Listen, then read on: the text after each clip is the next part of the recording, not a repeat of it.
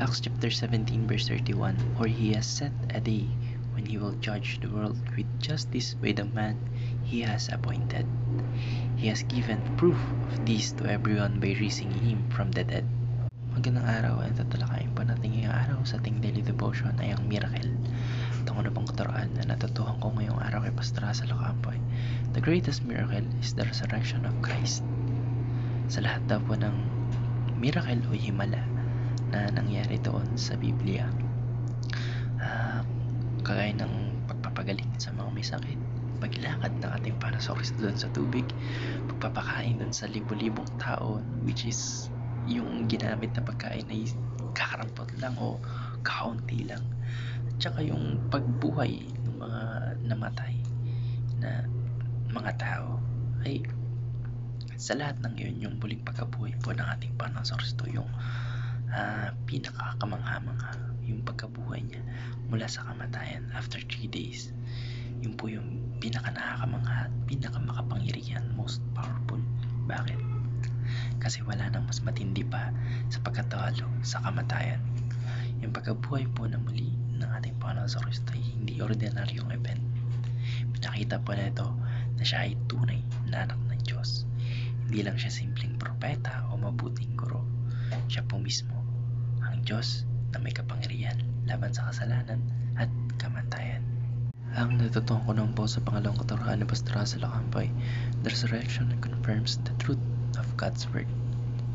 Pinapatunayan po ng muling pagbubuhay ng ating Panginoong Jesucristo na totoo at makapagkakatiwalaan ang salita ng ating Panginoong Diyos.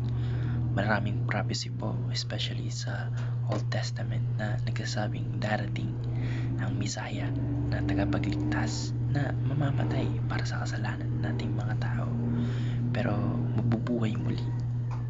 Ibig sabihin po, matagal lang sinasabi ng ating Panginoon Diyos sa kanyang salita, which is sa Bible, na mangyayari o magaganap yun. At noong nabuhay po na muli ang ating Panginoon Kristo, natupad po yung mga sinasabi o yung mga prophecy doon sa Biblia. Kaya yung resurrection po ay parang proof o pinaka-ebidensya na lahat ng sinasabi ng ating Panginoon Diyos sa kanyang salita ay totoo. Hindi lang basta kwento o alamat o myth. Yung Bible, lahat po ng nakasulat doon ay may bigat at katuparan.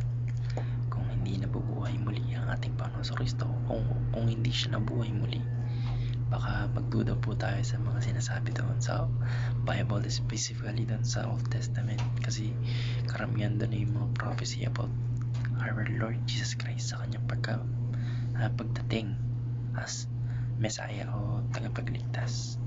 Pero dahil totoo po yung resurrection, napatunayan po na pagkakatiwalaan yung ating Panginoon Diyos at lahat ng kanyang mga sinasabi.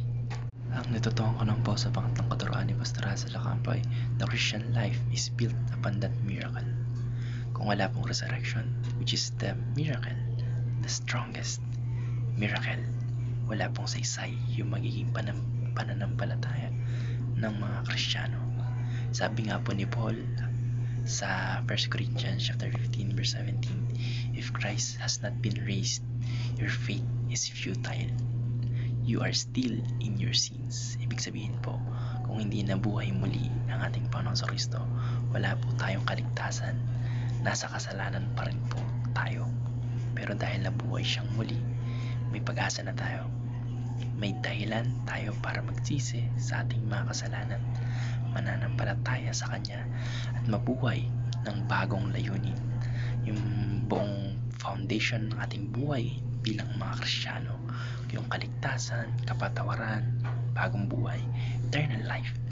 Lahat po ng yun ay posible o possible lang dahil sa resurrection ng ating Panginoon Kristo. Kaya ang resurrection po ni Jesus ang nagsisiguro na hindi lang tayo pinatawad, kundi may buhay na tayong walang hanggan kasama siya. Kaya ito po yung foundation ng ating pananampalataya o ng ating faith. Yun lamang po. Maraming salamat and God bless. Amen.